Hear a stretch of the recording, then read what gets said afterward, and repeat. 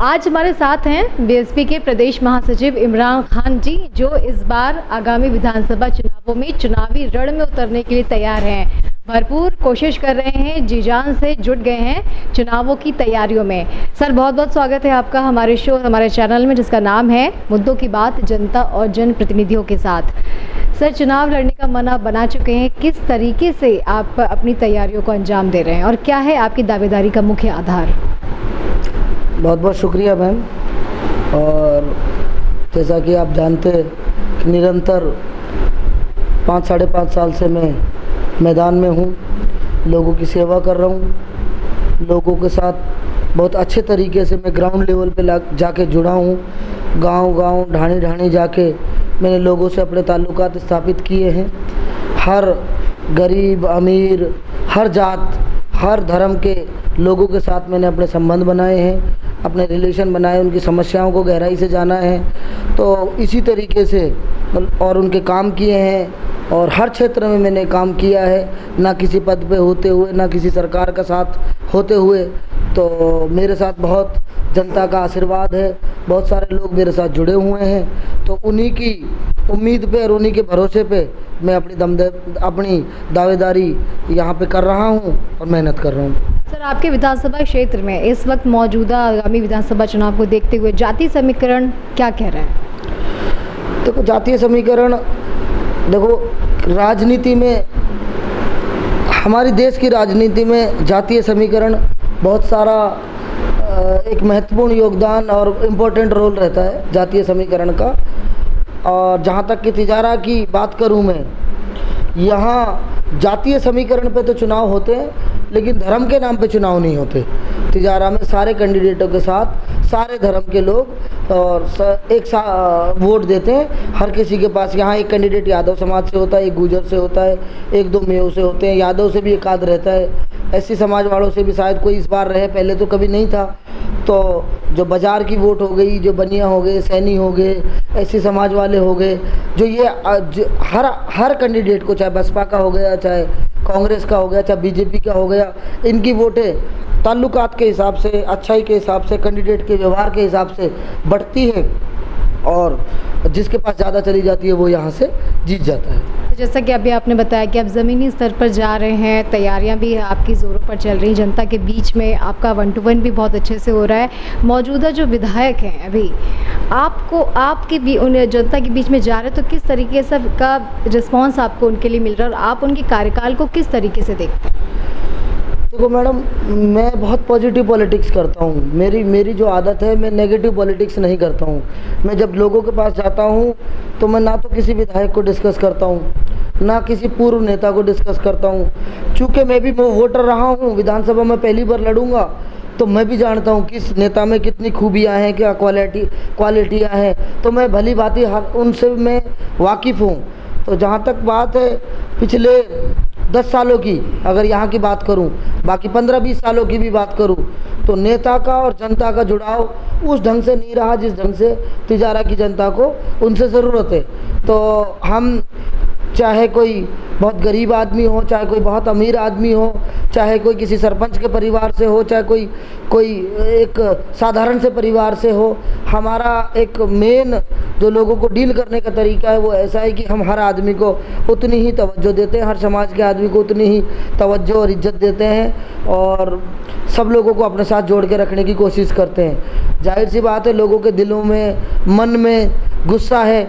पिछले राजकाजों को लेके लोग बदलाव चाहते हैं, तिजारा में बदलाव की एक ज़रूरत है और एक आम आदमी जो ईमानदार हो, अच्छी छवि का हो, जो मैनेजमेंट के गुण जानता हो, जिसने अपनी मेहनत के दम पे कुछ किया हो, जो लोगों को कैसे जोड़ के रखे, ऐसे एक संघर्ष वाले और ईमानदार छवि के आदमी की तिजारा को बेहद ज़रूरत है। आप मानते हैं कि यहाँ विकास हुआ है कि नहीं?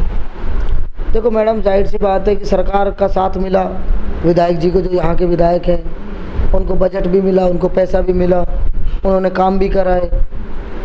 अभी धरातल पे पूरे काम नहीं आए हैं, उन्होंने घोषणाएं भी बहुत की हैं। काम तो हुआ है, लेकिन जिस तरीके से जनता को संतुष्ट करना चाहिए काम करके, जिन कामों की जनता को और ज़्यादा ज़रूरत है, उस तरीके से कामों का डिसबर्समेंट अच्छे से नहीं हुआ। कामों का जो प्लानिंग थी वो बस ऐसा ही हुआ, ठीक है, जैसा जो चल रहा है धड़ल्ले से जो नॉर्मल चलता है, ठीक है ये हो गया ये हो गया, जैसे एनालिसिस करते हैं पूरी तहसील का, यहाँ पे किस तरीके की चीज़ों की ज़रूरत है, क्या पहले हम करें। सबसे पहले रहता है ज़रूरत एक आदमी को प्लानिंग करके 1 2 3 4 5 10 ऐसे प्लानिंग करके काम अपने तय करने होते हैं। सबसे पहले क्या ज़रूरी है, उसके पहले क्या ज़रूरी है, उसके बाद क्या ज़रूरी है, उसके बाद क्या ज़रूरी है।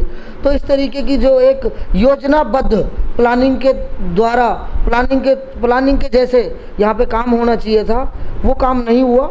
और जाहिर सी बात है सरकार के पैसे मिले हैं तो पैसे तो कहीं ना कहीं लगे हैं मैडम। आप जनता के बीच अपने क्षेत्र की कौन सी मुख्य समस्याओं को लेकर जाएंगे कि हाँ भाई ये मुख्य समस्या है, अगर मुझे पार्टी से टिकट मिलता है, मैं अब विधायक बनकर आता हूँ तो मैं इन समस्याओं का समाधान।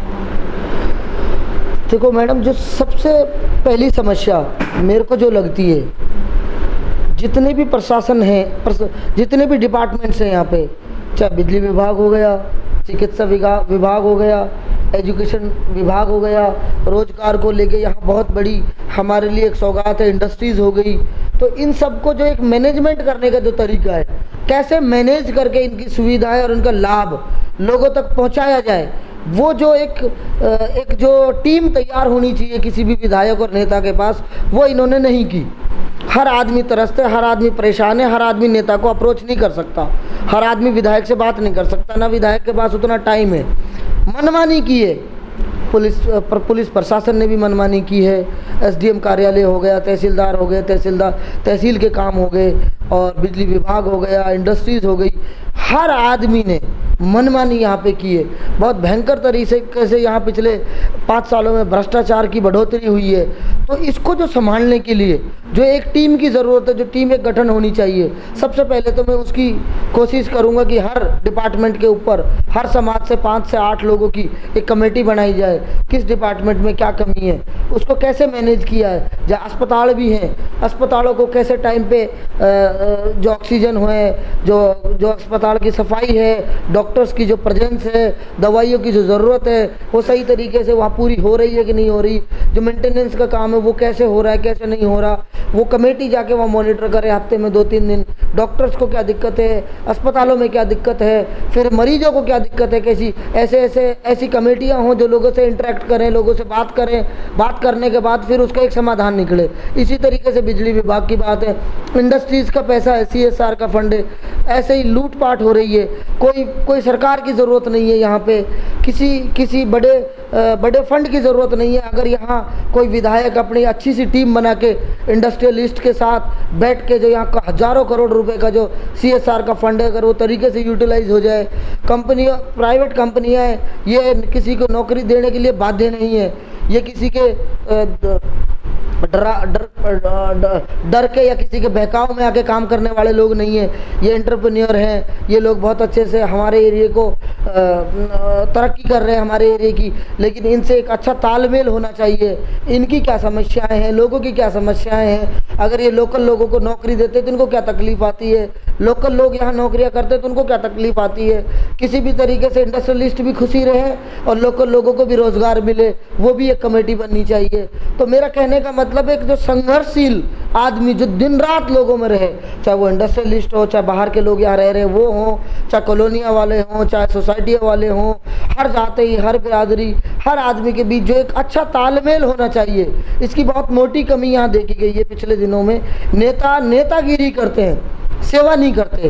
तो नेतागिरी का जो कल्चर है वो कल्चर मैं तिजारा में ख़त्म करूँगा।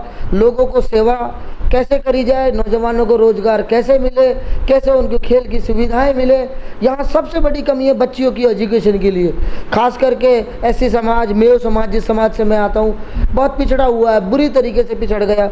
बच्चियाँ पढ़ती नहीं है, स्कूलों में कॉलेजों में जाती नहीं है, वहाँ सुविधाएँ नहीं है, उनकी आने जाने की दिक्कतें बहुत ज़्यादा हैं। तो इन पर मुझे काम करना है। अगर मैं मालिक का शुक्र है, इस बार मेरा बहुत अच्छा माहौल है। अगर मैं किसी कुर्सी पे बैठ पाया तब भी मैं इस क्षेत्र में काम काम करूँगा। किसी कारणवश कोई ऊंच नीच रहती है तो मैंने मन में ठाना है कि बच्चियों की शिक्षा के लिए मैं यहाँ दिन रात काम करूँगा। और एजुकेशन का जो सिस्टम है, टीचर नहीं है, 300-300, 500-500, 800-800 बच्चे हैं, 800-800 बच्चों में 4 या 5 टीचर्स स्कूलों में हैं और स्कूलों की कोई देख रेख नहीं है। स्कूलों का जो इंफ्रास्ट्रक्चर है उसको और बेहतर कैसे किया जाए, कम पैसे में कैसे किया जाए, उसकी कोई प्लानिंग नहीं है। उस पर भी मुझे बहुत ज़्यादा काम करना है। जो दिल्ली का मॉडल है आम आदमी पार्टी का, उस तरीके के मॉडल पे मैं तिजारा के स्कूलों को ला के रख दूंगा 5 साल में अगर मुझे मौका मिला। कुल मिला के प्राइवेट स्कूल और जो गवर्नमेंट स्कूल है, जो इसमें जो लोगों को सुविधाओं का अभाव दिखता है, जो लोग प्राइवेट स्कूल में जाते हैं और जो प्राइवेट स्कूलों के द्वारा लोगों को बहुत बुरी तरीके से पैसे का फीस वीस और लोग सहन नहीं कर पाते और लोग परेशान रहते, तो इन सब मुद्दों पे मैं बहुत ज़्यादा काम करूँगा, अच्छे से काम करूँगा और मजबूती से काम करूँगा। खैरतल तिजारा नया जिला बना, इसे आप किस तरीके से देखते हैं? क्या आप इसे विधायक जी का एक अचीवमेंट मानेंगे? देखो मैडम, मुझे तो ऐसा लगता है ये कोई अचीवमेंट नहीं है मैडम। ये तो मुझे चुनावी स्टंट लगा मैडम। पहले इन्होंने नाम हटवा दिया या इनसे जुड़ नहीं पाया, फिर जब चुनाव नज़दीक आए तो इन्होंने उसको जुड़वा दिया। तो मेरे ख्याल से तो ये माला डलवाने का, रैली करने का तरीका था, कोई ज़्यादा इसमें फ़र्क नहीं है। भिवाड़ी को इसमें कहीं ना कहीं हाँ, जाहिर सी बात है तिजारा जुड़ा है, पहले भी जुड़ सकता था। तो विधायक जी की क्या नीति रही, क्या प्लानिंग रही, वो तो वो जाने, पर जुड़ने से फ़ायदे भी होंगे। और देखो तिजारा में टपुकड़ा है, तिजारा है, भिवाड़ी मेन औद्योगिक क्षेत्र नगरी के रूप में जाना जाता है। इसमें भिवाड़ी में बहुत सारे लोग रहते हैं, तो यहाँ एडीएम कार्यालय है, यहाँ 2-2, 3-3 आईपीएस बैठते हैं, सारे के सारे आरटीओ ऑफिस है, सब कुछ है यहाँ पे। तो अब तिजारा में भी कुछ क्या होगा क्या नहीं होगा, तिजारा का नाम जुड़ा है, भिवाड़ी वाले लोग उठ के तिजारा जाएंगे या भी ये जो रिस्पॉन्सिबिलिटीज़ बटेंगी, किस हिसाब से बटेंगी वो तो सरकार की नीति पे डिपेंड करता है। बट अगर तिजारा का नाम जुड़ा है तो मैं खुश हूँ कि कम से कम नाम तो जुड़ा। आज हम तिजारा और खैरतल के नाम से ज़िले में जाने जाएंगे।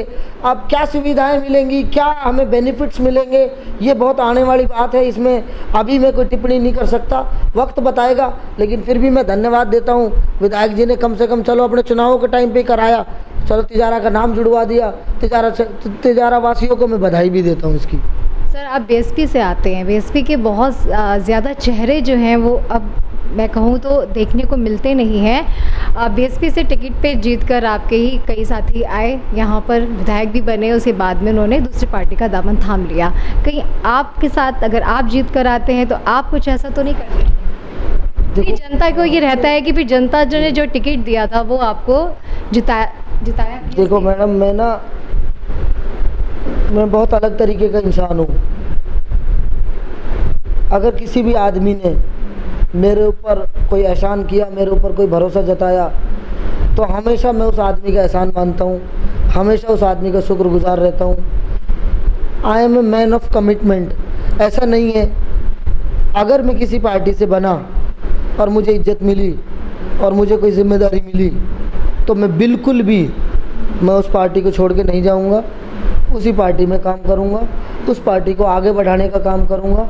रही बात जो छोड़ के चले गए, स्वार्थी लोग रहते हैं मैडम, अगर इनको छोड़ना था तो चुनाव से पहले छोड़ना था। अगर चुनाव से जीत के एक पार्टी के लोगों के वोट लेके भरोसा जीत के उनको धोखा देना और एक अवसरवादी राजनीति करना, संघर्ष वाली राजनीति से बचना, तो मैंने तो अब 18-17 साल की उम्र से मैं धंधा कर रहा हूँ, बिज़नेस कर रहा हूँ, बिज़नेस बैकग्राउंड से आता हूँ। 10,000 आदमियों को आज भी मैं मैनेज कर रहा हूँ, पूरे इंडस्ट्रियलिस्ट और हर तरीके के हर वर्ग से मेरा तालमेल है। तो हर आदमी के मुंह से जब आप कोई बात सुनोगे तो ये लोग यही बोलेंगे, भाई इमरान ज़बान का धनी है, बात वाला इंसान है और कभी भी बुराई की तरफ नहीं जाता, अच्छाई की तरफ रहता है। तो मुझे उम्मीद है कि हमारे नेतृत्व में अगर हम चुनाव लड़ते हैं और हम जीतते हैं, 10 इलाके आए, 5 आए, 15 आए, 20 आए और सरकार में भी साथ मिल जाए, तो हम बढ़ाने का काम करेंगे, पार्टी को तोड़ने का और घटाने का काम नहीं करेंगे। सर, राजनीति में आपका सफ़र कब से और कहाँ से शुरू हुआ? देखो मैडम, मैंने तो 2019 में एक लोकसभा का चुनाव लड़ा, उसके 1 साल पहले से मैं तैयारी में लग गया था। तभी से मैं विधानसभा की तैयारी कर रहा हूँ व्यक्तिगत तौर पे, और अब मैं विधानसभा के लिए तिजारा मेरा लोकल क्षेत्र है, यहाँ की ज़रूरतें, यहाँ की परेशानियाँ, यहाँ लोगों के साथ जो भेदभाव होता है, जो दिक्कतें होती है, उनको मैंने करीब से जाना है। लोगों के पास जाता हूँ, लोगों को टच करता हूँ, लोगों की समस्याओं को समझता हूँ, तो लोगों को मेरे ऊपर भरोसा है कि इमरान भाई को अगर मौका मिलता है तो हमारी समस्याओं का, हमारी परेशानियों का समाधान करेगा।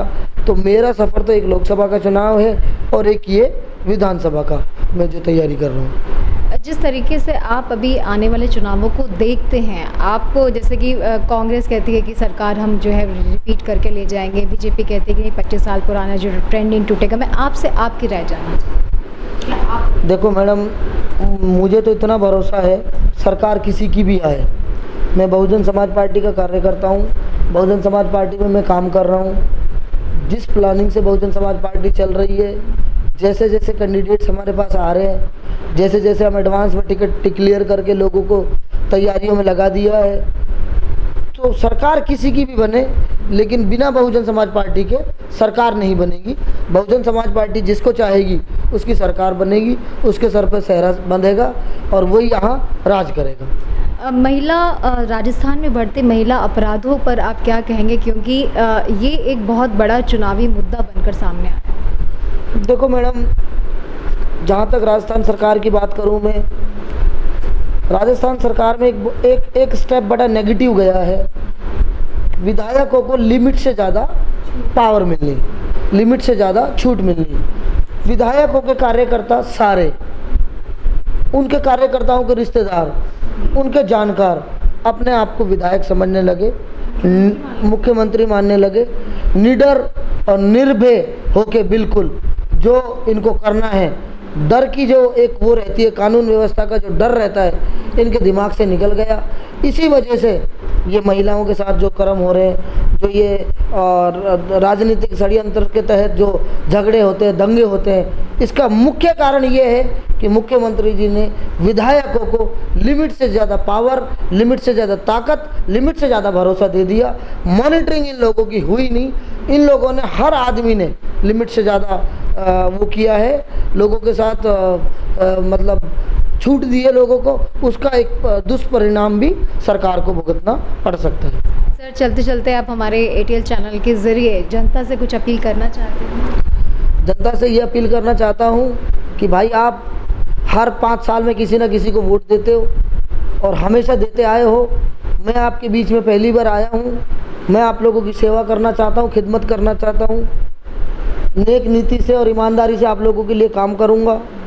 भ्रष्टाचार को बिल्कुल ज़ीरो कर दूँगा, मतलब अंकुश लगा दूँगा। हर विभाग पे, हर डिपार्टमेंट में मेरी नज़र रहेगी, मेरी मॉनिटरिंग कमेटी रहेगी। मैनेजमेंट के हिसाब से मेरे पास 20 साल का मेरा धंधे का तजुर्बा है।